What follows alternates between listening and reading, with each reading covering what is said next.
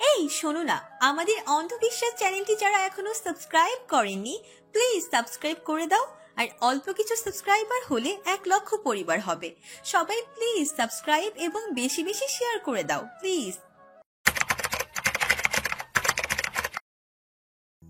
আচ্ছা বাদ দাও, ছোট মানুষ বুঝতে পারেনি। রিত যেন আরো রেগে গেল। এটা কি কারো বাবা বুঝি এমন করে? ছেলের সাপোর্টে কথা না বলে ভাইজিকে সাপোর্ট করছো। রিত কিছু বলার আগে রিসান সাহেব আবারও বলে উঠলেন, আম্মাজান, আপনি কান্না করছেন কেন? কেউ আপনাকে কিছু বলবে না? আমি বলছি, ওই তোরা কেউ আমার মাকে কিচ্ছু বলবি না। আমার মেয়েটা না বুঝে করে ফেলেছে, দেখ এখন নিজেই কত কষ্ট পাচ্ছে।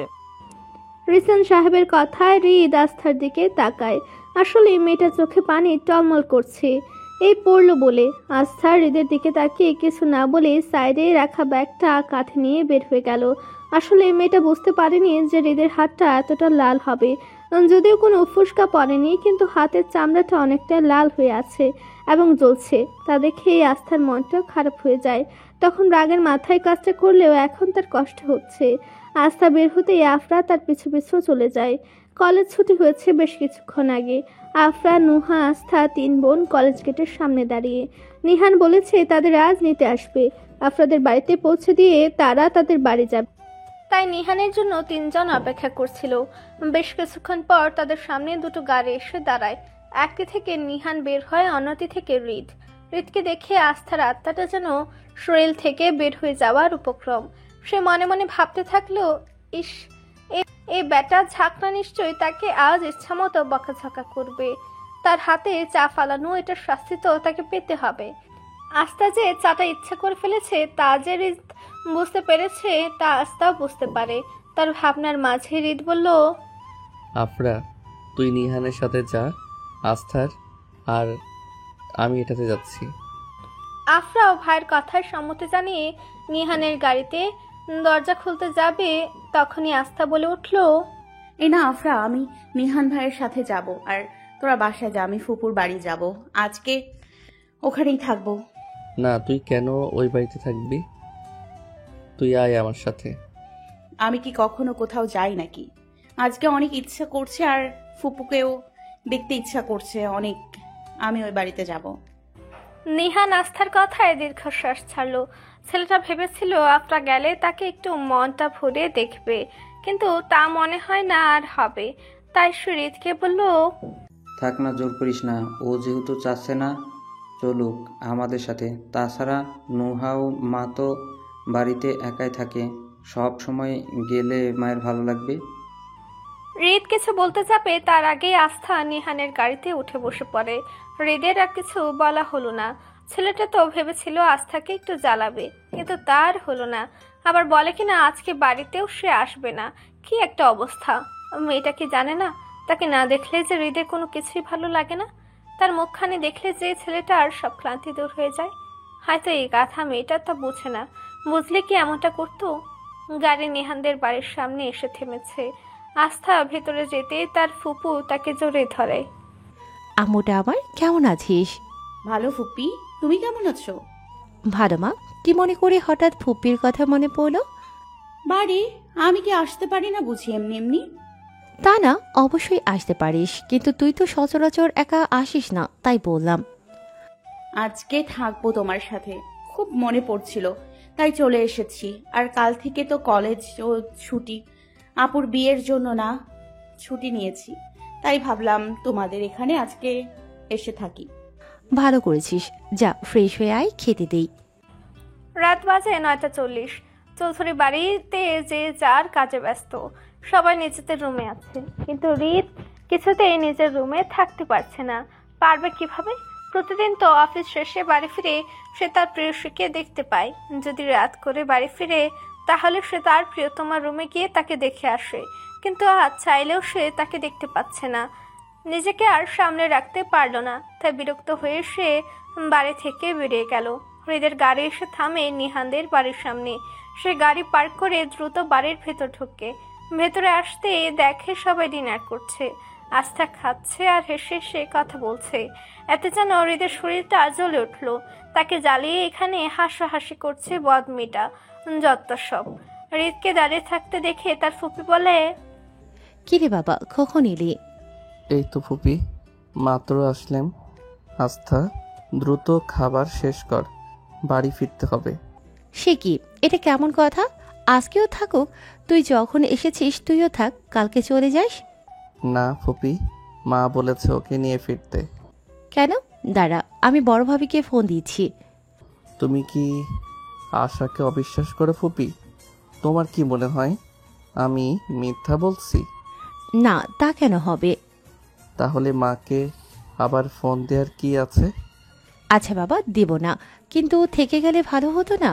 বাইরে ঝড়ো হাওয়া বইছে যে। গাড়ি করে যাব, সমস্যা হবে না। আর আমার ভোর সকালে অফিস যেতে হবে, সেখান থেকে অন্য একটা জায়গায় যাব, মিটিং আছে। এমনও হতে পারে কাল বাসায় নাও আসতে পারি। কেন নিহান তোমাকে কিছু বলেনি? ও তো যাচ্ছে আমার সাথে। হৃদের কথায় আস্থার খারাপ লাগলো। লোকটা কি কাল বাড়ি সত্যি ফিরবে না? কাল তো তাদের বাড়িতে থাকার কথা ছিল। তাই তো আস্থা একদিন বেশি ছুটি নিয়েছিল কলেজ থেকে। আস্থার ভাবনায় তার ফুপু বলে উঠল, হ্যাঁ বলেছিস, কিন্তু তুইও যে যাবি তা জানতাম না। আস্থা তখনও খাচ্ছিল। তাই হৃদ আস্থাকে বলে, খাওয়াদের মতো এত খাস না, তাড়াতাড়ি কর, রাত হয়ে যাচ্ছে অনেক। এভাবে বলে না, চল তুইও কিছু খেয়ে নে। না ফুপি, আমি খেয়ে এসেছি। খাবার শেষে আস্থা রেডি হয়ে নিচে আসে। সোফায় বসে সে তার কলেজে জুতো পরছে। সে কলেজ থেকে সোজা এই বাড়িতে এসেছে, তাই তার এখানে কোনো জুতো নেই, যার ফলে কলেজের জুতোই পরতে হচ্ছে। এক পায়ের জুতোর ফিতা সে অনেকক্ষণ ধরে লাগিয়েছে। অন্য পায়েরটায় হাত দিতে যাবে, তখনই তার সামনে হাঁটু গেড়ে বসে হৃদ। তার জুতার ফিতা লাগিয়ে দেয়। এমন সময় মিসেস রাবে এসে দাঁড়ায়। তখন হৃদ বলে যে মেয়েটা অনেক ধীরে ধীরে কাজ করে, তাই সে দ্রুত করার জন্যই ওর জুতোয় ফিতা লাগিয়ে দিয়েছে। গাড়ির সামনে আসতেই আস্থা হুচট খেয়ে পড়ে যেতে নেয়। তখনই হৃদ তাকে ধরে ফেলে। রাগে চোখে তাকিয়ে বলে, দেখে হাঁটতে পারিস না? এখনই তো পড়ে যেতি। আমি দেখেই হাঁটছিলাম, কিন্তু জুতোর ফিতাটা। হৃদ তাকে দেখে আস্থার জুতোর ফিতা খুলে গিয়ে তার পায়ের সাথে আটকে পড়ে যেতে নিয়েছিল। তাই সে আস্থার সামনে বসে আবার তার জুতোর ফিতা লাগিয়ে দেয়। গাড়িতে বসে তারা বাড়ির উদ্দেশ্যে রওনা দেয়। বাইরে ঝড়ো হাওয়া বইছে, চারিপাশটা নিস্তব্ধ।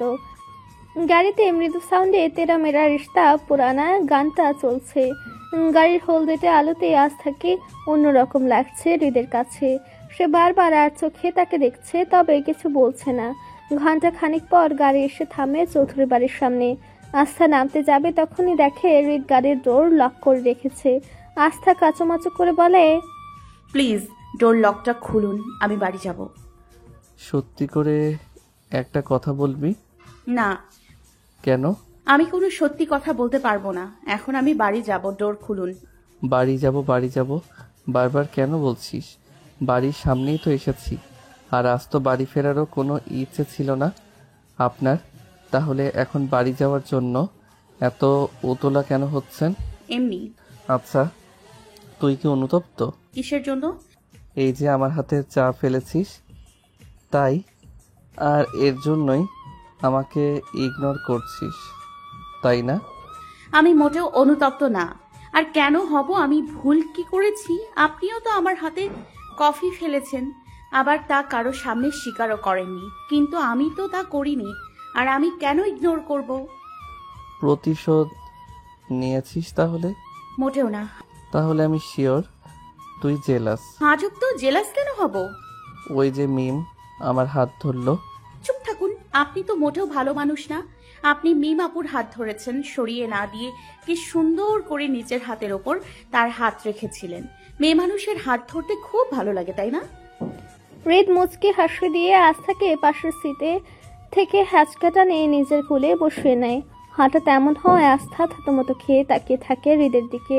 হৃদ আস্থার কানের কাছে মুখ নিয়ে ফিসফিস করে বলে, এখন আমি পুরো শিওর যে তুই জেলাস। আমি মোটেও জেলাস না। আস্থা কথা শেষ করার আগে হৃদ আস্থার থুতনিতে কামড় বসিয়ে দেয়। ম্যাক বেশ কিছুক্ষণ যাবৎ কি যেন খুঁজছে। রিজবান তা বেশ অনেকক্ষণ ধরে লক্ষ্য করছে, কিন্তু কিছু বলছে না। হঠাৎ ম্যাক বিছানায় পড়ে গিয়ে কেমন কাঁপছে, এতে রিজবান বেশ ভরকালো। দ্রুত তার কাছে গিয়ে বসলো।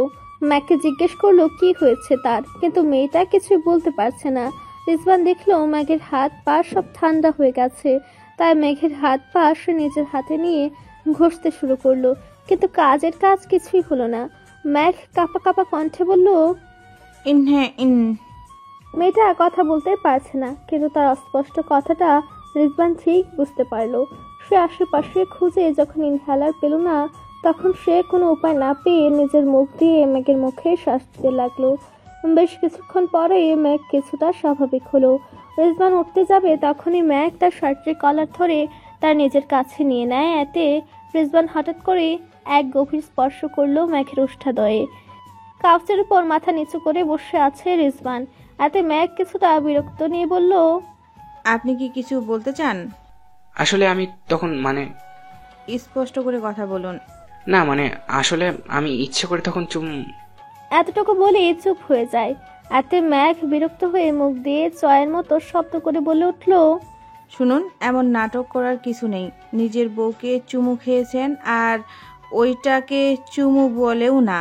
আপনি তো ঠিক মতো চুমুও দিতে পারেন না। মেঘের এমন লাগাম ছাড়া কথায় রিজবান ভ্যাবলার মতো মেঘের দিকে তাকিয়ে থাকলো। ভোর সকাল, বাড়ির ছোটরা সবাই ঘুমে বিভোর, তবে বাড়ির বড় যারা আছে তাদের যেন কাজের শেষ নেই। সকাল সকাল ঘুম থেকে উঠে নাফিসা বেগম রান্নাঘর সামলাচ্ছে। সুমি বেগমও বাড়ির কাজে যে সাহায্য করে, বিলকিস দুজনে বাড়ির পরিষ্কার করার দায়িত্বে। তারা বাড়ির যত ফার্নিচার আছে সব পরিষ্কার করছে, সাথে বাড়ির মধ্য দেয়ালে বা কোনো কোন জায়গায় ময়লা আছে তা সব পরিষ্কার করা শুরু করে দিয়েছে। দুদিন বাদেই তো রাইকার প্রি ওয়েডিং পার্টি, যার জন্য বাসায় অনেক কাছের বা দূরের আত্মীয়রা আসবে। তখন তো আর এসব কাজ করা যাবে না। তাদের কাজের জন্য বাড়ির মধ্যে হালকা হালকা শব্দ হচ্ছে। সে শব্দ পেয়ে রুমের বাইরে এসে পড়েছে ম্যাক তাদের সাহায্য করার জন্য। যদিও ম্যাক সকাল সকালে ঘুম থেকে উঠে, তাই নিচ থেকে মৃদু শব্দ আসতেই বুঝতে পেরেছেন যে তাকে নিজের বোনের মতো আদর করে যারা, তারা নিশ্চয়ই উঠে পড়েছে, কিন্তু তাকে ডাক দেয়নি। এই ভেবে ম্যাক নিচে এসেছে। ম্যাককে দেখে নাফিসা ও সুমি বেগম দুজনেই বলে উঠল, তুই কেন এসেছিস? শুয়ে থাক, গিয়ে পরে না হয় আসিস।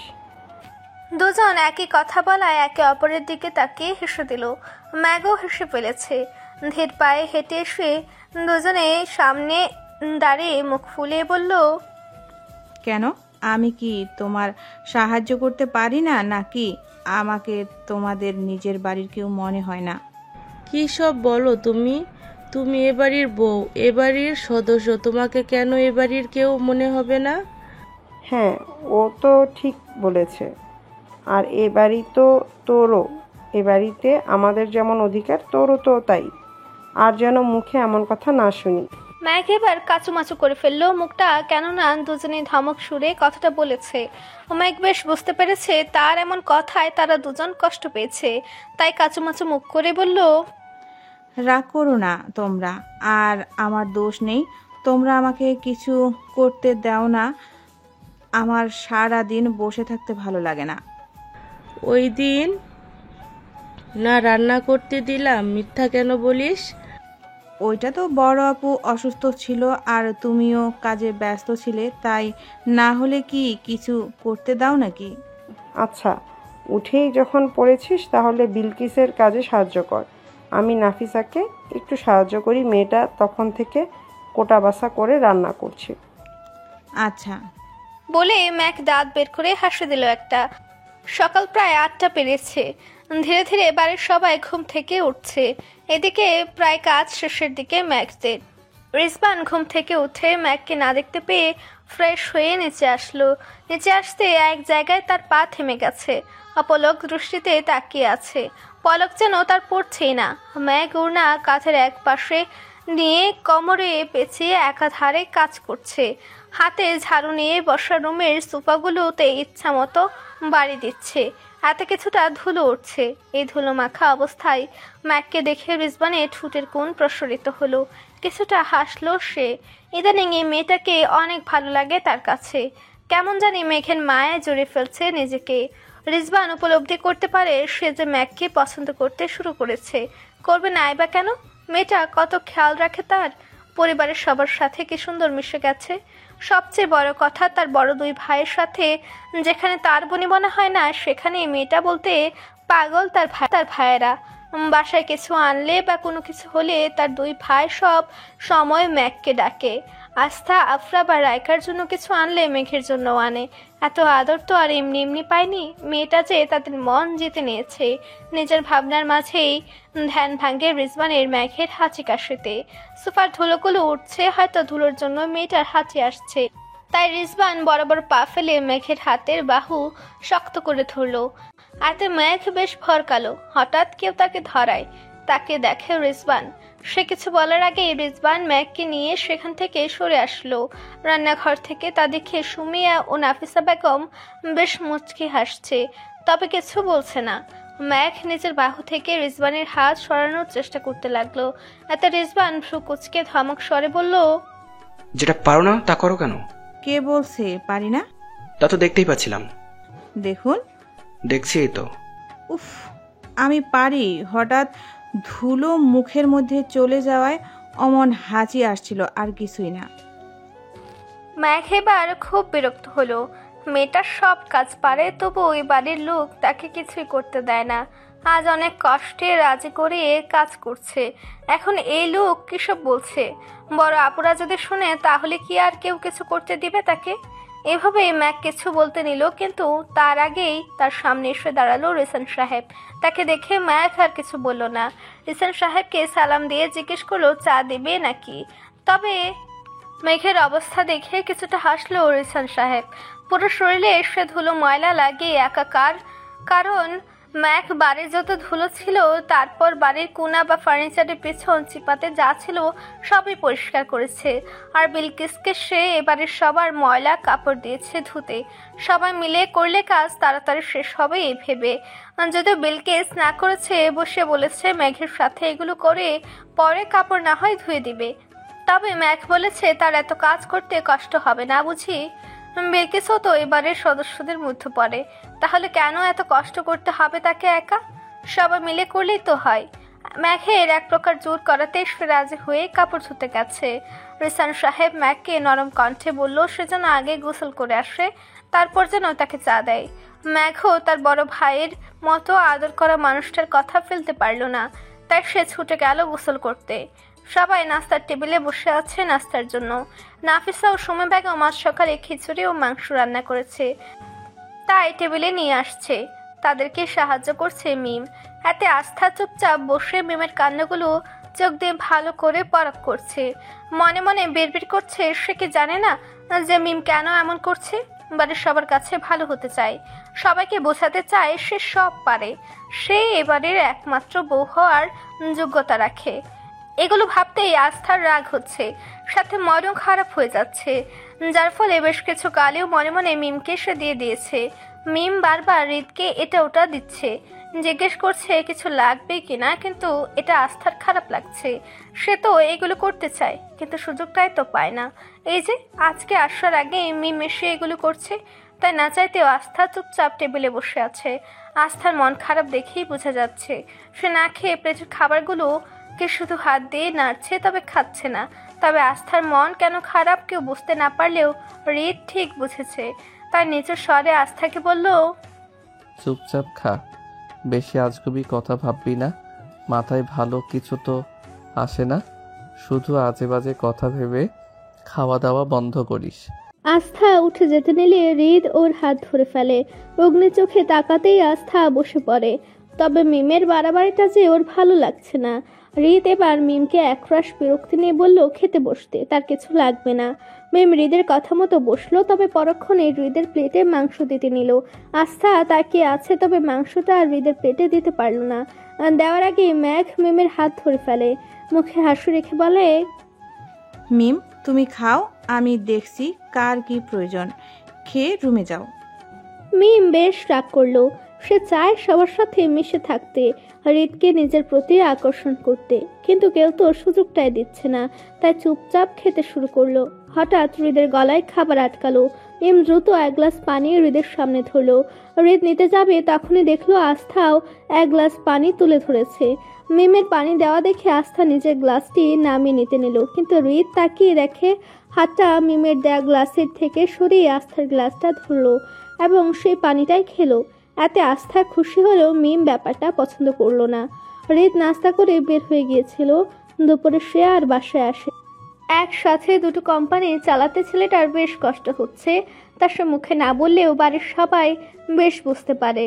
ছেলেটা বিয়ে বাড়ির এত আমেজ, তবু একটা দিনের জন্য কাজ থেকে রেহাই পাচ্ছে না, বরং আরও বেশি সময় দিচ্ছে নিজের কাজে। কেননা বিয়ের এক সপ্তাহ তো সে অফিসের কাজ করতে পারবে না, তখন সম্ভবও না নিজের বোনের বিয়ে বলে কথা।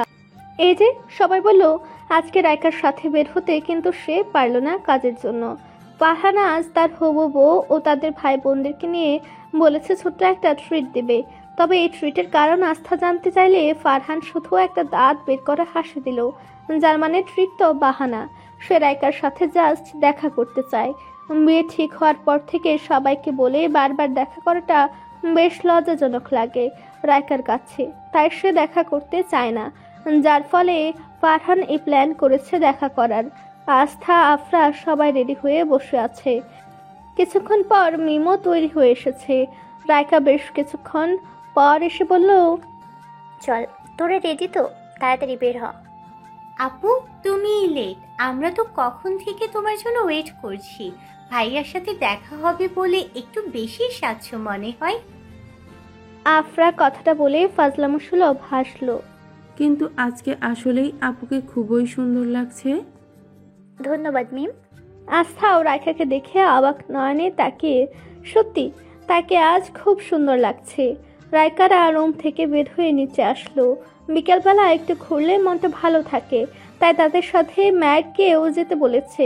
কতবার কিন্তু ম্যাগ না করেছে, তাই যাওয়ার জন্য বের হচ্ছে তারা। তবু রাইকা আবার বলল ম্যাগকে তাদের সাথে যেতে। তারা কিছুক্ষণ অপেক্ষা করবে না হয়, এতে সমস্যা নেই।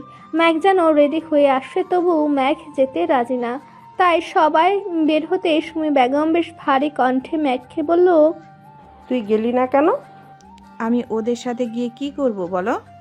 সারাক্ষণ তো বাড়িতেই থাকিস, একটু বের হলে তো ভালো লাগতো তোর, তাই না? ওরা ছোট, ওরাই যাক না। হ্যাঁ, আর আপনি তো বুড়ি হয়ে গেছেন। ম্যাগ ফিক করে হেসে দিল, মুখে হাসি রেখে বলল, হয়তো ওদের আর আমার বয়সের পার্থক্য তেমন বেশি না, কিন্তু সম্পর্কে তো ওদের চাচি হই নাকি।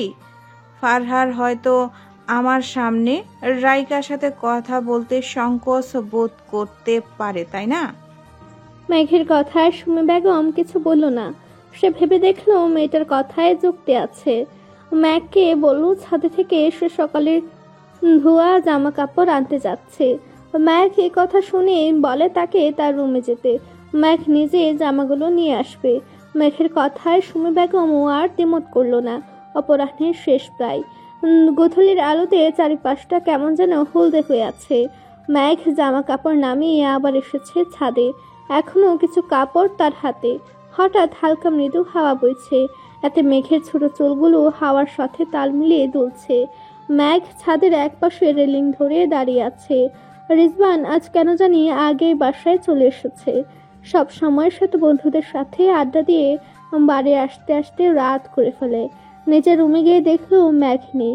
ভাবতে থাকলো মেয়েটা গেল কই, নিচে থেকে তো আসার সময় দেখলো না। হঠাৎ কি মনে হতে ছাদের দরজার সামনে দাঁড়িয়ে দেখে একপাশে দাঁড়িয়ে মেঘ আকাশপানে চেয়ে আছে। নিঃশব্দে রিজওয়ান মেঘের পাশে গিয়ে দাঁড়ালো। নরম কণ্ঠে বলল, আকাশে তাকিয়ে কি দেখো? মেঘ তাকালো রিজওয়ানের দিকে। হাতে রিজওয়ান মুচকি হেসে সেও আকাশপানে তাকালো। মেঘ ডাক দিল, রিজওয়ান। রিজওয়ানও তার ডাকে সাড়া দিয়ে বলল, হুম। রিজওয়ান তখনও আকাশের দিকে তাকিয়ে। মেঘ নরম কণ্ঠে বলতে থাকলো, রিজওয়ান, আপনি কি আমার আকাশ হবেন?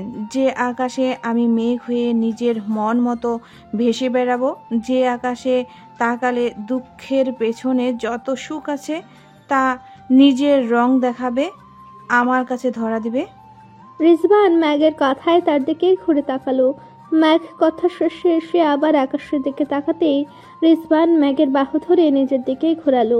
ম্যাগের ছোট চুলগুলো নিজের হাত দিয়ে সরাতে সরাতে ভালোবাসা মিশ্রিত কণ্ঠে বলল, যতদিন এ দেহে প্রাণ আছে আমি রব তোমার পাশে। কথা দিলাম, আমার আকাশের একান্ত ব্যক্তিগত মেঘ। রিজওয়ানের কথা শেষ হতে চারিপাশে আজান দিতে শুরু করেছে। এতে মেঘের মন কিছুটা ব্যাকুল হলো। রিজওয়ানের থেকে কিছুটা দূরত্ব বজায় আনলো। রিজওয়ানের দিকে তাকিয়ে বলল, আজান দিচ্ছে, নামাজ পড়তে হবে, আমি নিচে যাই। কথাটা বলে রিজওয়ানকে পাশ কাটিয়ে ম্যাঘ নিচে চলে গেল।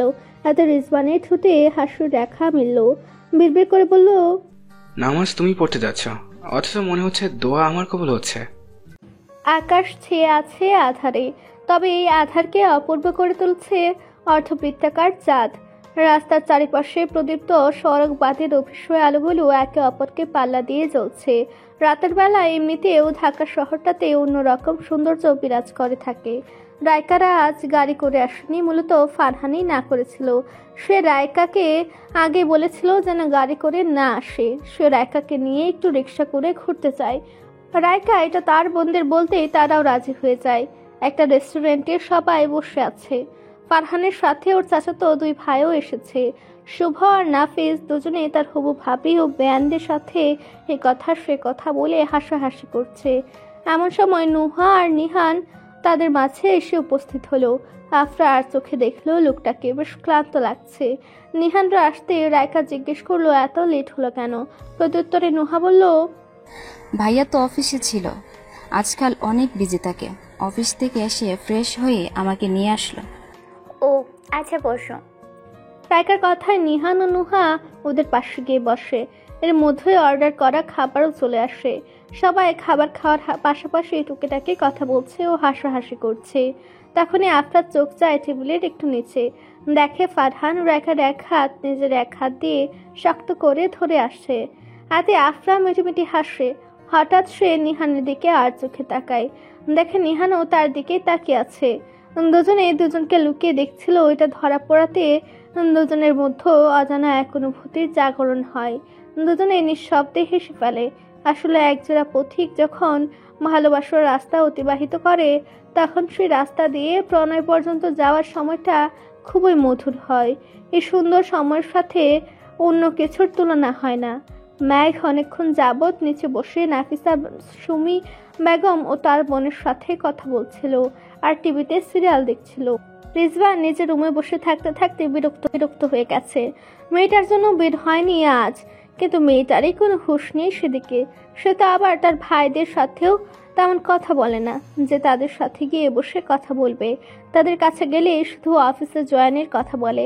তাছাড়া রিজওয়ান দেখলেও ভাই দুজনের কারোরই সময় নেই তার সাথে আজাইরা কথা বলার। দুই ভাই বাড়ি ফিরে ফ্রেশ হয়ে কিছু খেয়ে অফিসের ফাইল নিয়ে বসেছে। এতেও রিজওয়ানের রাগ হচ্ছিল, কেননা তারা চলে এসেছে অথচ তার প্রিয় একমাত্র ভাইপোকে তো থেকে অফিসে রেখে এসেছে। এসব আর ভাবতে পারছে না রিজওয়ান। তাই বসা থেকে উঠে দাঁড়িয়ে নিচে গেল। গিয়ে দেখে ম্যাক তার জাদের সাথে কি সুন্দর হাসাহাসি করছে। এতে রিজওয়ান ভ্রু কুচকালো। খানিকটা সামনে এসে বলল, মেঘ, চা নিয়ে রুমে আসো তো, কথা ছিল একটু। বলে নিজের রুমে দ্রুত চলে গেল। তার কথায় সবাই যে তার দিকে তাকিয়ে সেটা দেখার যেন বিন্দু পরিমাণও সময়ও নেই তার। ম্যাক রিজওয়ান যেতে রান্নাঘরে যেতে নিল তার জন্য চা বানাতে। যেতে যেতে সুমি বেগমদের কেউ জিজ্ঞেস করলো তারা চা খাবে কিনা। তারা স্বাভাবিকভাবেই না করলো, কিন্তু সোহিলি বেগম বলল, না গো, আমরা খাবো না, তোমার স্বামীকেই দাও আসো। আজাইরা সারাদিন ঘুরে বেড়ায়, এমনিতেও আজাইরা কাজ না করার মানুষের খিদাও বেশি থাকে। তাছাড়া অনেক টাকার জিনিস এমনিতেই ভালো লাগে সবার। সোহেলি বেগমের পিঞ্চ করা কথায় মেঘের বেশ কষ্ট হলো, তবে কিছু বলল না। সে চুপচাপ চলে গেল রান্নাঘরে। মেঘ যেতেই সুমি বেগম ঝাঁঝালো কণ্ঠে বলল, কি সমস্যা তোর? তোকে না বলছি এই পরিবারের কোনো বিষয়ে কথা বলবি না, বিশেষ করে রিজওয়ানের বিষয়ে? আমি তো সত্যিই তাই বলেছি আপা, তুই রাগ করছিস কেন? তোকে সত্যিটাও কেউ বলতে বলেনি রে। ওরা ওদের মতো ভালো আছে, থাকতে দে না। কেন আজে বাজে কথা বলিস? আর রিজওয়ানের তোর দুলাভাইয়ের কোম্পানির মধ্যে শেয়ার আছে, তাই ও না গেলেও কিন্তু ও ওর টাকাতেই খায়। সেটা শুনেই তুই তোর ননদকে ওর সাথে বিয়ে দিতে চেয়েছিলি, মনে আছে নিশ্চয়ই? তোমরা সবসময় একই কথা বলো, কিন্তু আমি কখনো ওইটা ভেবে রিজওয়ানকে কিছু বলি না। আর মিথ্যা আমি তো বলি না কিছু। তোমাদের এমন আশকারাতেই এমন বয়সে এসেও কিছু করে না। কথাটা বলে সোহিলি বেগম নিজের রুমের দিকে চলে যায়। এতে সুমি বেগম দীর্ঘ নিঃশ্বাস ত্যাগ করে। তারই বা কি করার আছে? একদিকে নিজের বোন, অন্যদিকে নিজের পরিবারের লোক, তার যে তেমন কিছুই করার নেই। রায়কারা সবাই বসে গল্প করছে আর এটা সেটা অর্ডার দিয়ে খাচ্ছে। এক পর্যায়ে মিমি বলে উঠলো, হৃদ ভাইয়া থাকলে ভালো হতো, তাই না বলো? তাহলে আমরা সবাই একসাথে মজা করতে পারতাম। হ্যাঁ ঠিক বলেছ, কিন্তু ভাইয়া তো আর আসবে না, কত করে বললাম। রায়কার কথা শেষ হতে নিহান দাঁড়িয়ে উঠলো। এতে সবার চোখ ঠেকলো গিয়ে তার কাছে। নুহা বলল, কি হয়েছে ভাইয়া, কোনো সমস্যা? না আস্তা, চল একটা কোথায়? জায়গায় আমার সাথে চল তাড়াতাড়ি। আর তোরা সবাই এখানে থাক, আমরা একটু আসছি। আস্থা দাঁড়িয়ে বলল, আফরাকেও সাথে নিয়ে যাই ভাইয়া। তোর ইচ্ছা। বলে আফরার দিকে তাকালো। দেখে বোঝা যাচ্ছে যে মেয়েটার সাথে যেতে চায়, তাই কণ্ঠস্বর খাদে নামিয়ে নিহান আবার বলল, নিয়ে আয় ফার্স্ট। কথাটা বলে নিহান বের হয়ে গেল। আস্থা আফরার দিকে তাকাতেই দেখলো আফরা আগে থেকেই তার দিকে তাকিয়ে। এতে আস্থা মজার ছলে আফরাকে চোখ টিপ দিল। দুই বোনের দুটোর মনের খবর জানে। বোন হলেও বান্ধবী থেকে কোনো অংশে কম নয় তারা দুজন। এমন কোনো কথা নেই যে তারা দুজন দুজনকে শেয়ার করে না। আফরা যে নিহানকে পছন্দ করে আর তা আস্থার অজানা নেই, তাই তো নিজের সাথে নিজে যেতে চাচ্ছে, যেন দুজন একসাথে কিছুটা মুহূর্ত কাটাতে পারে। এমনিতেই তো তাদের তেমন দেখা হচ্ছে না, তবে তারা যাচ্ছে কোথায় তাই আজ থেকে ভাবাচ্ছে। রিজওয়ান রেডি হয়ে বসে আছে, নিজের হাতের ঘড়ি পরায় ব্যস্ত সে। এমন সময় ম্যাগ ঘরে ঢুকলো, হাতে তার এক কাপ চা। সহসা হাসি মুখে রিজওয়ান ম্যাগের হাত থেকে চায়ের কাপটা নিল, এক চুমুক মুখেও দিল। তবে দ্বিতীয় চুমুক মুখে নেওয়ার আগে ম্যাগ বলল, আপনার কি মনে হয় না আপনার ও ভাইদের সাথে অফিসে জয়েন করা উচিত? হঠাৎ তোমার এমন কথা মনে হলো কেন? মনে না হওয়ার কি আছে? হৃদ কই দেখুন, ছেলেটা বাবার ব্যবসা দেখার পাশাপাশি নিজের একটা কোম্পানি দাঁড় করিয়ে ফেলেছে। নিহানও একা না পারলেও ভাইয়ের সাথে মিলে কাজ করছে মোটামুটি। সেও এখন প্রতিষ্ঠিত বলাই যায়। অথচ আপনি কি করছেন বলুন? আমি কি করছি দেখো না, আমি যে চা খাচ্ছি। মজা করবেন না। দেখুন, আমি মানছি বিয়েটা আপনার ইচ্ছেই হয়নি, কিন্তু তবু হয়েছে তো। আর যেহেতু হয়েছে তাই প্লিজ এই সম্পর্কটা বজায় রাখার দায়িত্বটা পালন করুন। রিজওয়ান ম্যাঘের দিকে তাকিয়ে ম্যাঘ একটু থেমিয়ে আবার বলতে লাগলো, আপনি নিশ্চয়ই চাইবেন না আপনার কাজ না করার জন্য আপনার বউকে কেউ খোঁচা দিয়ে কথা বলুক, কারো কথা শুনতে হোক, তাকে শুধুমাত্র আপনার জন্য। অবশ্য আপনার তো এতে কিছুই যায় আসে না। রিজওয়ান ম্যাগের কথা শেষ হতেই উঠে দাঁড়ালো, হাতে চায়ের কাপটা মেঘের দিকে বাড়ালো। ম্যাঘ চায়ের কাপটা নিজের হাতে নিল। রিজওয়ানের মুখের দিকে তাকিয়ে তার কথার যে কোনো প্রভাব পড়েনি তা বোঝা যাচ্ছে, তাই সে বড় করে নিঃশ্বাস ত্যাগ করলো।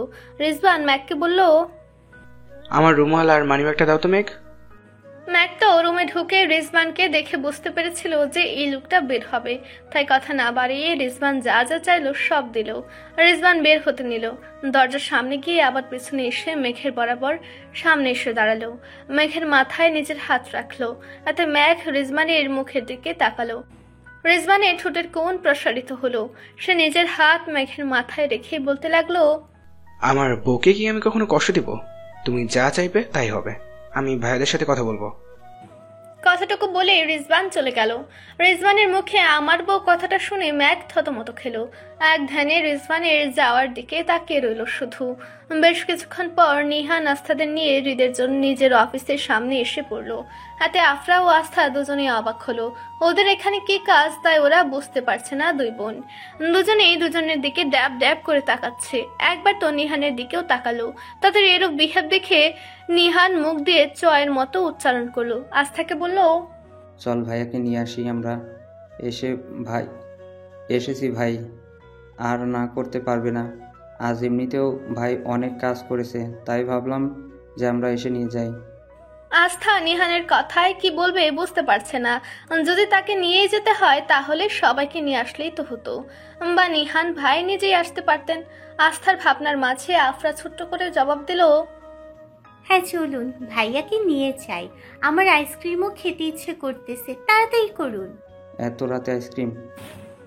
ভ্রুজরা কুচকে বলল নিহান। কাচুমাচু ভাব করে আফরা জবাব দিল, না, এত রাতে ঠান্ডা খাওয়া যাবে না, চলো ভেতরে। তিনজনে ভিতরে আসলো। হৃদের কেবিনের সামনে আসতে আফরা বলল, এখানে কি ভাইয়া বসে? আর আপনি? কি মানে আপনার অফিস রুমটা কই?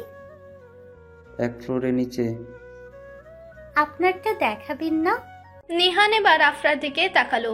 আস্থাও এতক্ষণ দুজনের কথা চুপচাপ শুনছিল। ওরা দুজন চুপ হয়েছে দেখে আস্থা বলল, ভাইয়া আপনি আফরাকে নিয়ে যান, আমি না হয় ওয়েট করি। তুইও চল। আচ্ছা, এক কাজ করি, আস্থা ঈদ ভাইকে নিয়ে আয়, আর আমি আফরাকে নিয়ে যাই নাকি? আচ্ছা। নিহানরা যেতে আস্থা একটু সামনে এগোলো। তখনই কাঙ্ক্ষিত রুমের সামনে এসে দাঁড়ালো। মনের ভিতর এক অদ্ভুত অনুভূতিরা খেলা করতে শুরু করে দিয়েছে মেয়েটার। এই লোকটার কাছাকাছি আসলেই তার কেমন যেন অদ্ভুত এক অনুভূতি হয়। কেন হয় তা সে জানে না। ধীর গতিতে রুমের ভেতর প্রবেশ করতেই দাঁড়িয়ে পড়লো। আজ মনে হয় নতুন করে এই লোকটার প্রেমে পড়লো আস্থা। রেত কি সুন্দর বাচ্চাদের মতো টেবিলের উপর নিজের হাত রেখে সে হাতের উপর মাথা রেখে ঘুমাচ্ছে। সামনে ল্যাপটপ অন করা, হয়তো কাজ করতে করতে ক্লান্ত হয়ে মনে হয় শুয়ে পড়েছে। আস্থা শব্দহীনভাবে হৃদের সামনে টেবিলের অপর পাশে রাখা চেয়ারটায় বসলো। নিজের দুগালে হাত দিয়ে তার সামনের মানুষটাকে দেখছে পলকহীনভাবে।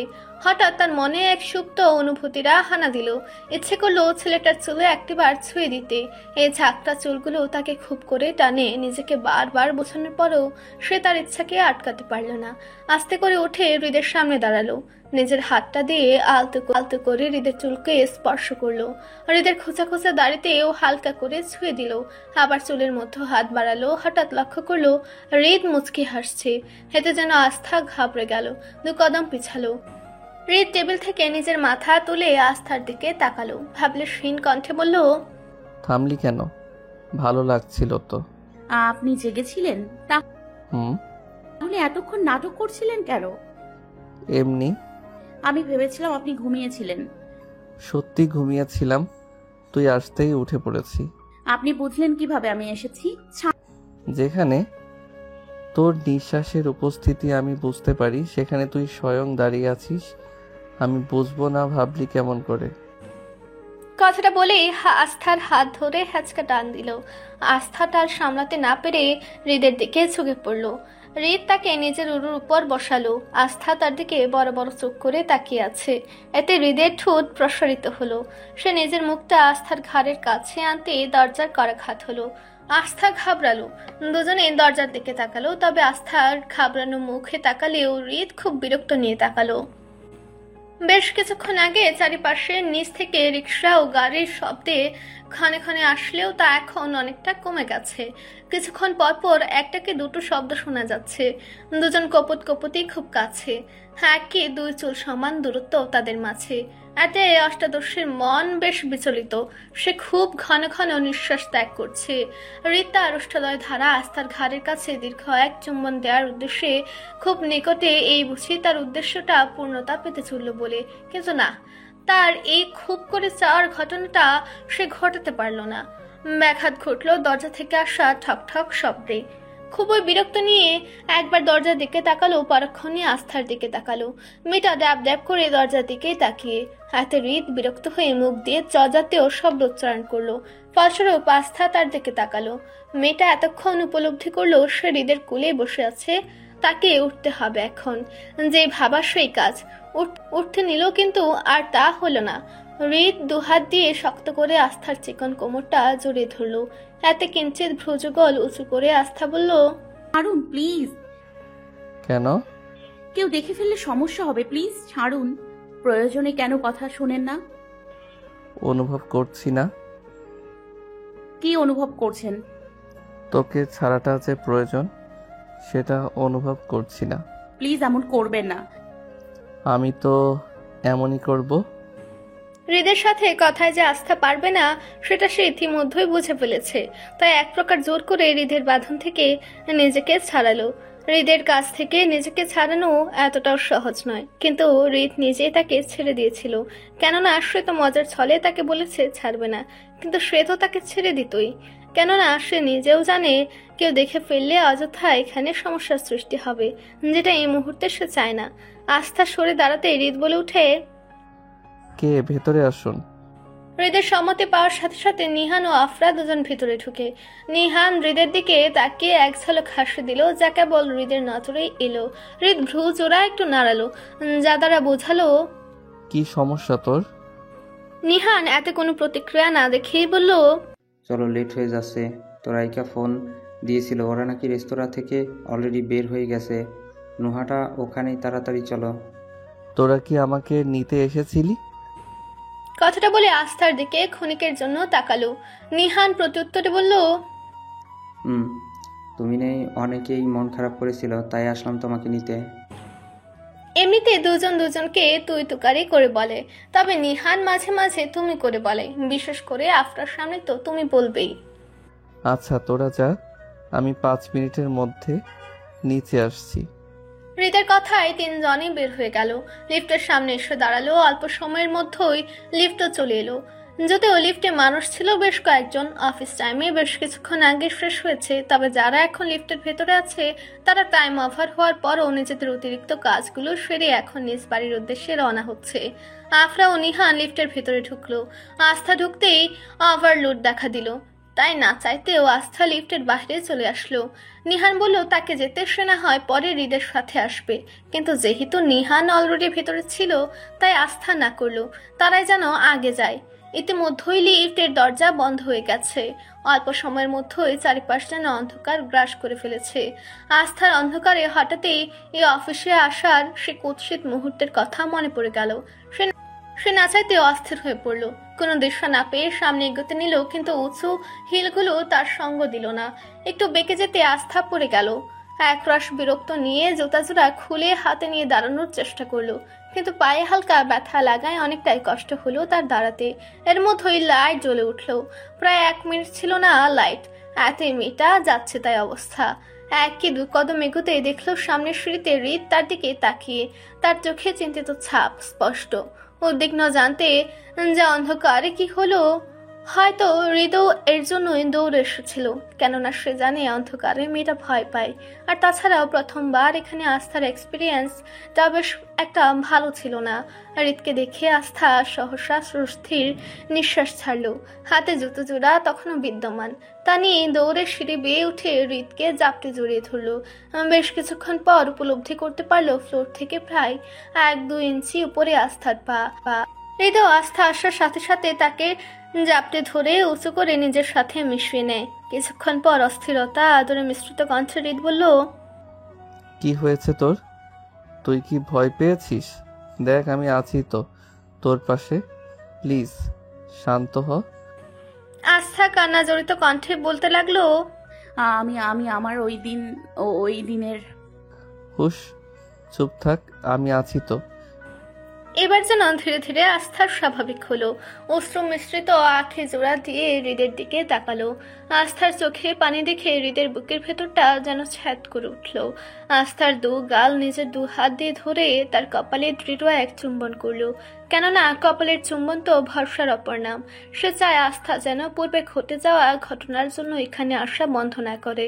এতদিন অনেকে এখানে আসলেও আস্থা আসেনি, তাকে বললেও সে এড়িয়ে গেছে এখানে আসার ব্যাপারটা। কিন্তু হৃদ চায় এমনটা যেন না হয়। যার ভয়ে আস্থা এমন করে এই মানুষটার শাস্তি হৃদ নিজ হাতে দিয়েছে। বেশ কিছুক্ষণ হয়েছে নিহান ও আফরা নিচে দাঁড়িয়ে আছে। আস্থা এখনো এলো না, আর না এলো হৃদ। তাই নিহান হৃদের নাম্বারে ফোন দিতে সে জানায় তারা যেন চলে যায়, হৃদ আস্থাকে নিয়ে একটু পর আসছে। হৃদের কথা মতো নিহান আফরাকে নিয়ে যেতে রাজি হয়। সে এতটা সময় এটাই চেয়েছিল মনে মনে। একটা রিক্সা নিয়ে আফরা আর নিহান দুজনেই রাইকাদের উদ্দেশ্যে রওনা দেয়। রিক্সা বেশ কিছুক্ষণ চলার পর হঠাৎ একটা ফুচকার দোকান দেখতে পায়। আফরা দেখার সাথে সাথেই নিহানকে বলে, আমি ফুচকা খাবো। এখন? Please please please. নিহান আফরার দিকে তাকে দেখে মেয়েটা মুখটাকে আদরে ভাব করে তাকে রিকোয়েস্ট করছে। এরূপ দেখে না করে কি করে, তাই রিক্সা থামিয়ে নেমে পড়লো। ফুচকার দোকানে গিয়ে এক প্লেট ফুচকা নিল আফরা। নিহান খাবে না, সে এসব খায় না। আর আফরাকেও খাওয়াবে বলেছে এক শর্তে, সে এক প্লেটের বেশি খেতে পারবে না, কারণ এসব বেশি খেলে অসুস্থ হওয়ার সম্ভাবনা আছে, তাই বেশি খেতে পারবে না। আফরা ভাবলো যেখানে খেতেই দিবে না সেখানে এক প্লেট পারছে খেতে, এটাই তো অনেক। তাই সেও নিহানের শর্তে রাজি হয়ে গেল। কয়েকটা ফুচকা মুখে নিয়ে দেখলো নিহান পাশে দাঁড়িয়ে, তাই আফরা বলল, একটা খান না প্লিজ। এখন হাত দিয়ে ধরে খেতে পারবো না। আমি খাইয়ে দিচ্ছি। কথাটা বলে নিজের হাতে একটা ফুচকা আফরা নিহানকে খাইয়ে দিল। নিহান মুখে নিয়ে চোখ মুখ খিচে নিল, এমন একটা ভাব করলো মনে হয় তাকে দুনিয়ার সব থেকে বিচ্ছিরি খাবারটা মাত্র খাওয়ানো হলো। কৌতূহল নিয়ে আফরা জিজ্ঞেস করলো, কি হয়েছে, এমন করলেন কেন? তোরা মেয়েরা এমন খাবার খাস কি করে? একে তো ঝাল, তার উপর এত টক। এটা কোনো কথা? এটাই কথা, তাড়াতাড়ি শেষ করে নে, লেট হয়ে যাচ্ছে তো। এদিকে বেশ কিছুক্ষণ আস্থাকে নিজের কেবিনে রেখে কিছুটা স্বাভাবিক করে হৃদ। আস্থা হৃদকে জড়িয়ে ধরার সময় নিজের হাত থেকে কখন জোতা জোড়া ফেলে দিয়েছে সে জানে না। হৃদ বের হয়ে দেখলো যেখানে আস্থা ছুটে এসে তাকে জড়িয়ে ধরেছিল ঠিক তার কিছুটা পাশে মিটার জুতো। মুচকি এক হাসু দিয়ে জুতা জোড়া নিয়ে আস্থার সামনে গেল হৃদ। আস্থা চেয়ারে বসা, মুখ তুলে হৃদের দিকে তাকালো। হৃদের মুখ ভাবলেশহীন, দেখে ঠিক কি ভাবছে বোঝা যাচ্ছে না। হৃদ হাঁটু গেড়ে বসে নিজ হাতে আস্থাকে জুতা জোড়া পরিয়ে দিল। হৃদের এই ব্যাপারটা আস্থার খুব ভালো লাগে। ওর কোনো ম্যান ইগো নেই, থাকলে নিশ্চয়ই একটা মেয়েকে কখনোই বারবার নিজ হাতে জুতো পরিয়ে দিত না, আর যাই করুক না কেন। হৃদ আস্থাকে নিয়ে বের হলো। হৃদ যেহেতু কিছু খায়নি তাই আস্থা বলল একটা রেস্টুরেন্টে নিয়ে যেতে। হাতে হৃদ কিঞ্চিত হেসে নিল। মেয়েটাকে সে এমনি এমনি পেটুক বলে না, রাগ করলে এমন ভাব যে সে কিছুই খাবে না, কিন্তু সবাই ঘুমিয়ে গেলে ঠিকই লুকিয়ে লুকিয়ে খেয়ে নিবে। রায়কা বের হয়ে রিক্সা নিল। ফারহান তো প্ল্যান করে এসেছিল যে সে তার উদ্বেগে নিয়ে একটু রিক্সা করে ঘুরবে। এত বছর প্রেম হলেও এই সুযোগ তার আর কখনো হয়নি প্রিয়তমাকে নিয়ে একটু রিক্সা করে ঘোরার, কেননা রায়কা সবসময় না করতো। ফারহান বলে রায়কার ভয় ছিল বাড়ির কেউ যদি দেখে ফেলে তখন সমস্যা হবে, কিন্তু এখনের ব্যাপারটা ভিন্ন, তাই সুযোগ যেহেতু আছে তাই হাতছাড়া করবে না ফারহান কিছুতেই। দুজনে বের হলো কিছুক্ষণের জন্য। রায়কা ফারহান যেতেই নুহা, মিম, নাফিস ও শুভ ওরাও আশেপাশে হাঁটাহাঁটি করছিল। কিছুটা সামনে আসতেই একটা ল্যাগ দেখা গেল, চারজন সেখানে দাঁড়িয়ে কথা বলছিল। নুহা হাঁটতে হাঁটতে কিছুটা সামনে চলে গেল মিমদের থেকে। নুহাকে একটু দূরে দেখে মিম তাকে ডাক দিল, কিন্তু কিছুটা দূর হওয়াতে তার ডাক নুহার কান পর্যন্ত ঠিক পৌঁছালো না। হাতে মিম শুভকে বলে একটু গিয়ে ওকে নিয়ে আসতে, রাত হয়েছে, এভাবে একা হাঁটাহাঁটি করাটা ঠিক হবে না। তার শুভ গেল নুহাকে ডাকতে। আসলে মিম একটু নাফিসের সাথে কথা বলতে চায়। সে দেখেছে নাফিস কয়েকবার আস্থাকে আর চোখে দেখেছে। যদি এই ছেলেটার সাথে ওর কিছু করে দিতে পারে তবে হৃদের কাছে পৌঁছানোটা তার জন্য সহজ। ফুচকা খাওয়া শেষ হতে আফরা ও নিহান সামনে এগিয়ে গাড়ির জন্য দাঁড়ালো, কিন্তু না, এখন রাস্তায় না আছে কোনো রিক্সার, না আছে কোনো সিএনজি। এবার নিহানের মেজাজটাই খারাপ হয়ে গেল। এই মেয়েটার জন্য তাকে তখন রিক্সাটা ছাড়তে হলো। আফরা নিহানের রাগ হচ্ছে দেখে নিজের মুখটা কাচুমাচু করে রাখলো, যাতে তাকে কিছু না বলে। আসলে মেয়েরা এমনই হয়, কিভাবে কোন পরিস্থিতি থেকে বকা খাওয়া থেকে বাঁচবে তা তারা বেশ ভালো করেই জানে। নিহান আফরার কান্না দেখে মনে মনে একটু হেসে নিল, কেননা যদি একবারও বুঝে যায় তবে তাকে জ্বালানো ছাড়া আর কিচ্ছুটি এই মেয়েটা করবে না। তাই দুজনেই হাঁটা শুরু করলো। যদি সামনে কিছু একটা পাই, দাঁড়িয়ে থাকলে তো আর সমস্যার সমাধান হবে না। ওরা দুজনেই হাঁটছে পাশাপাশি। আফরার পাশ দিয়ে বেশ কয়েকটা প্রাইভেট কার যাচ্ছে, যা দেখে নিহান হাত দিয়ে আফরার ঘাড়ে স্পর্শ করে খুব যত্নে আফরাকে ডান পাশ থেকে বা পাশে নিয়ে গেল এবং নিজে ডান পাশ দিয়ে হাঁটতে শুরু করলো। আফরা মেয়েটা হয়তো বুঝতে পারলো, যার ফলস্বরূপ সে মুচকি হাসি দিতে দিতেই নিহানের সাথে কথা বলতে থাকলো। বেশ কিছুক্ষণ হাঁটার পর একটা দোকান দেখে নিহান কোক আনতে গেল। আফরাকে বললো যেন এখানেই দাঁড়ায়। শুভ এসে নুহার পাশে দাঁড়ালো। মেয়েটাকে বলল যেন আর সামনে না এগোয়, তার সাথে যেন এখন মিম ও নাফিস ওয়েট করছে। নুহা শুনে দুঃখ প্রকাশ করে, তার এতটা দূর হাঁটতে হাঁটতে আসা উচিত হয়নি। এতে শুভ কিছু মনে করেনি বলে তারা দুজন হাঁটা শুরু করে। হঠাৎ একটা শব্দ হলো, যার জন্য খুবই বিব্রতকর পরিস্থিতিতে পড়ল নুহা। একটু আগে সে একা ছিল, তখন কি এটা হতে পারতো না? এখনই হতে হলো তো হলো, তাও একটা ছেলের সামনে। ইস, লজ্জা সে মাথা নিচু করে আছে। মনে মনে বহু কিছু সে ভেবে ফেলেছে আর খুব বিরক্ত হচ্ছে নিজের উপর। বালের পাত্রার কি এখনই আসতে হলো? না আসলে কি এমন হতো, বা একটু আগে আসলে কি হতো? এখন শুভ তাকে কি ভাববে? সে তাকে পাদুনি বেআইন ভাববে। ইস, কি লজ্জা, কি লজ্জা। হয়তো ছেলেটা তাকে একটু মুখের উপর না বললেও মনে মনে তো তাই ভাববে। হয়তো হাসছে। তার উপর নুহান ভাবতে পারছে না, দাঁড়িয়ে পড়েছে রাস্তায়। হঠাৎ শুভর কণ্ঠস্বর পেয়ে মাথা তুলে তাকালো। না, সে যা ভেবেছিল তা তো কিছুই হলো না। ছেলেটা যে তার পাদের শব্দ শুনেছে এটা নিয়ে শতভাগ নিশ্চিত সে, কিন্তু তার মুখে তেমন কোনো প্রতিক্রিয়া নেই। নুহাকে আরো গম্ভীর বলছে তাড়াতাড়ি হাঁটতে। মুখটা গম্ভীর, হয়তো নিজের অনাকাঙ্ক্ষিত হাসি না আসে, এটা হয়তো কাঙ্ক্ষিত হাসি। যাই হোক, সেই হাসিটা আটকাতে মুখটা গম্ভীর ভাব ধরে রেখেছে। একটা রেস্টুরেন্টে বসে আছে হৃদ ও আস্থা। বেশ কিছু খাবার অর্ডার করে তারা খেয়ে নিল, কিন্তু আস্থা তেমন কিছুই খায়নি, কারণ সে তো আগে রায়কাদের সাথে খেয়ে নিয়েছিল। হৃদ টেবিল থেকে উঠে বিল দিয়ে আসলো এবং একটু ওয়াশরুমে গেল।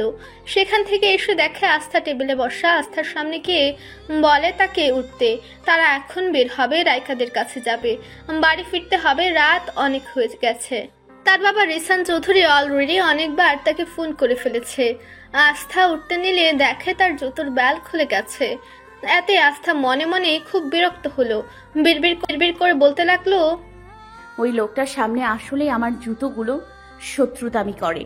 আমার সাথে সারা দুনিয়ায় ঘুরে আসলেও একবারের জন্য খুলবে না, অথচ এই লোকের সামনে মিনিটে 50 বার খুলে। ভাবনা শেষ হলো হৃদের কণ্ঠে। সে বেশ ভারী কণ্ঠে বলল, কি সমস্যা তোর? এইসব আলতু ফালতু জুতা আর পরবি না, বারবার খুলে যায় কেন? আমি জানি না বলে নিজেই জুতোর বেল্ট লাগাতে যায়। তখনই হৃদ তাকে থামিয়ে নিজেই লাগিয়ে দেয় আর বলে, আমি দিচ্ছি, তোকে ঝুঁকতে হবে না। হৃদেরও তার প্রিয়তমার এসব টুকিটাকি কাজ করতে ভালো লাগে। সে এতে ক্ষুদ্র ক্ষুদ্র সুখ খুঁজে পায়। দোকান থেকে কোক হাতে নিয়ে বের হয়ে দেখে আফরানি। নিহানের যেন হৃৎপিণ্ড ক্ষণিকের জন্য থেমে গেল। হন্তদন্ত হয়ে মেয়েটাকে খুঁজতে লাগলো। এই রাস্তা না পেয়ে সামনের গলিতে গেল। দেখলো এই গলিটা জুড়ে ফুলের দোকান। সেখানে আফরা দাঁড়িয়ে একটা দোকানের পাশে। নিহানকে দেখে আফরা একটা মুচকি হাসি দিল। নিহান খুব স্পিডে এসে আফরাকে জোরে ধরলো। এতে অষ্টাদশী কেঁপে উঠল। এটা তার কাছে এক নতুন অনুভূতি। প্রথম কোনো পুরুষ তাকে এভাবে জড়িয়ে ধরেছে। বিচলিত কণ্ঠে নিহান বলল, এখানে কেন তুমি? আমি কত ভয় পেয়েছি তা কি জানিস তুই? আমার শ্বাস নিতেও কষ্ট হচ্ছিল। এমন কেউ করে? নিহানের তুই সম্বোধনে আফরা পোকা বনে গেল। একসাথে দুটো সম্বোধন করে কিভাবে? তবুও নিহানকে শান্ত করতে বলল, একটা মিষ্টি ঘ্রাণ নাকে এসে লাগছিল। কিসের ঘ্রাণটা? দেখতে ঘ্রাণটা যে দিক দিয়ে আসছে সেদিকে আসলাম। এসে দেখি এটা ফুলের ঘ্রাণ। দেখুন এখানে কতগুলো ফুল। নিহান এবার নিজের বাহুডোর থেকে আফরাকে ছাড়ালো। একটা দোকানে গিয়ে অনেকগুলো লাল গোলাপ কিনে এনে আফরাকে দিল। হাতে আফরা যেন হাতে আসমানের চাঁদ পেল। খুব খুশি হলো। তবে এত ফুল না দিয়ে একটা দিলেও তো হতো। এত ফুল দিয়ে সে করবেটা কি? তাই সে বলল, এতগুলো ফুল দেওয়ার কি প্রয়োজন ছিল? ফুলের সাথে ফুলের রাস্তা হেঁটে যাচ্ছি, আর সেখানে ফুলটা আমার পার্সোনাল। তাকে বুঝি আমি ফুল দেব না? এতটাও কিপটা নই আমি। ফুল আমার। নিহানের উত্তর শুনে আফরা কিছুটা লজ্জা পেল। এতে নিহান এবার শব্দ করেই হাসলো। আফরার হাতটা নিজের হাত দিয়ে শক্ত করে ধরলো। বাঁধনটা একটু হালকা হলেই যেন সে পালাবে। আফরার হাতটা ধরে সামনের দিকে এগুলো দুজন। সকাল বাজে 10টা। চৌধুরী বাড়িতে আজ বেশ অনুষ্ঠান আমেজ। এই তো কালকেই তো রাইকার প্রি ওয়েডিং পার্টি, তাই আজ বাড়িতে মানুষের সমাহার। সকাল থেকে রান্না বান্নার বেশ ধুম পড়েছে। কাল বেশ রাত করে ফেরায় আজ আস্থা আফরারা ঘুমাচ্ছে। দুই বোন কাল রাতে একে রুমে ঘুমিয়েছে।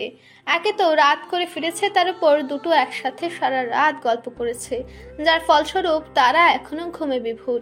সুমি বেগম ও ম্যাক ইতিমধ্যে তাদের কয়েকবার ডেকে গেছে, কিন্তু তাদের এদিকে কোনো হদিস নেই। এদিকে ভোর সকালবেলাতে হৃদ বের হয়ে গেছে। গ্রাম থেকে আজ তার নানু জান আসছে। মহিলাটা খুব ভালো মনের মানুষ, সবার সাথে হেসে কথা বলে, সবাইকে ভালোবাসে। রাইকারা তাদের নিজের নাতি নাতনি হলেও নুহা ও আস্থাকেও খুব ভালোবাসে, তাদেরকেও অনেক আদর করে।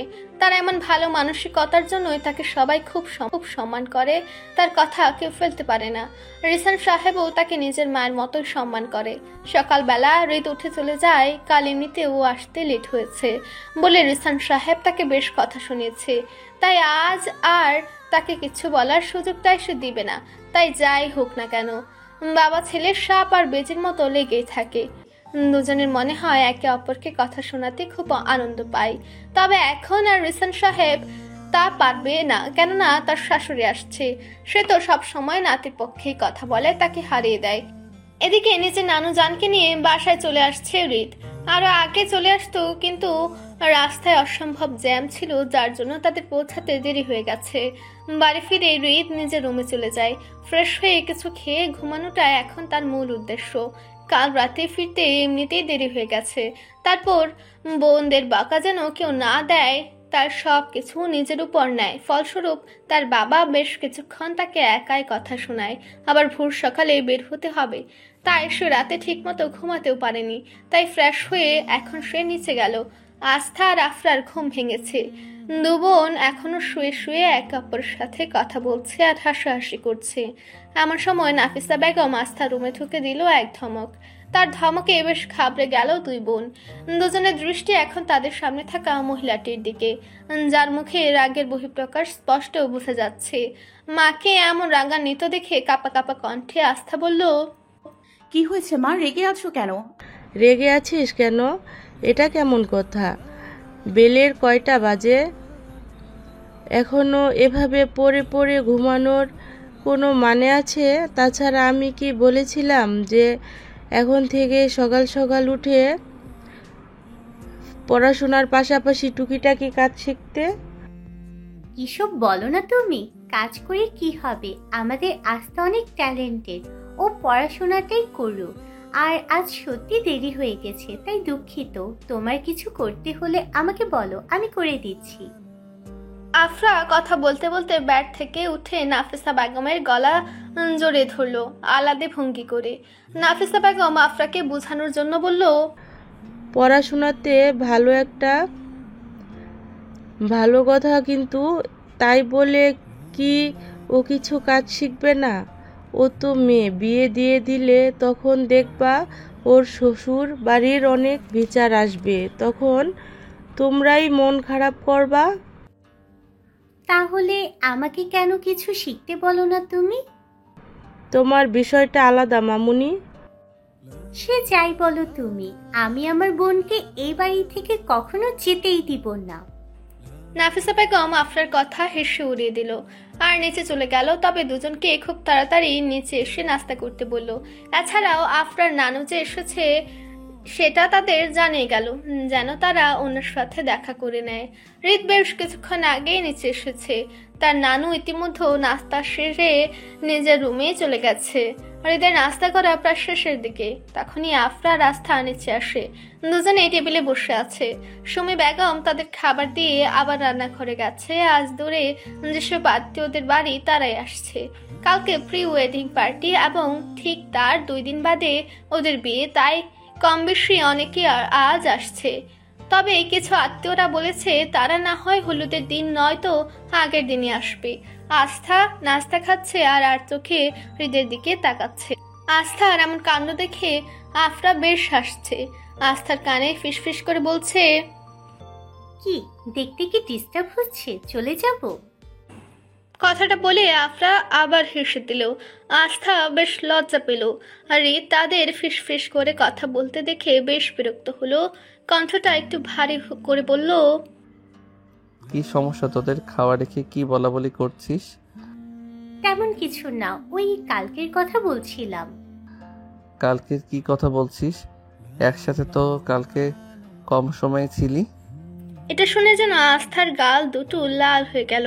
তার কালকে হৃদকে জড়িয়ে ধরা, তার কপালে হৃদের চুমু দেওয়া, রাস্তায় হৃদ তাকে নিয়ে আসার সময় কত কথা বলেছিল সব মনে পড়তে মেয়েটা লজ্জায় নুয়ে পড়ছে। আস্থার মাথায় যা যা চলছে তা হৃদ বেশ বুঝতে পারল। তাই সে মেয়েটাকে স্বাভাবিক করার জন্য আবার বলে উঠল, তোদের এত করে বললাম এক জায়গায় সবাই দাঁড়া, কিন্তু তোরা এক একটাই এক এক জায়গায় ছিলি। তোদের সবাইকে একসাথে করতে দেরি হলো, যার জন্য বাসায় আসতে হলো লেটের জন্য। আব্বু আমাকে বকা দিল, অথচ এই সম্পূর্ণ জায়গায় আমার কোনো ভূমিকাই ছিল না। হৃদের কথা কানে যেতে আস্থা কিছুটা নিজের আজগুবি চিন্তা ভাবনাকে সাইডে রেখে বলল, আমরা কি বলেছিলাম সব দোষ একা আপনাকে নিতে? আফরাও তার সঙ্গ দিল, বলল, নিয়মিত ভালোবাসার গল্প শুনতে এবং পড়তে আমাদের অন্ধবিশ্বাস চ্যানেলটি সাবস্ক্রাইব করে পাশে থাকা বেল আইকনটি ক্লিক করুন। ধন্যবাদ সবাইকে।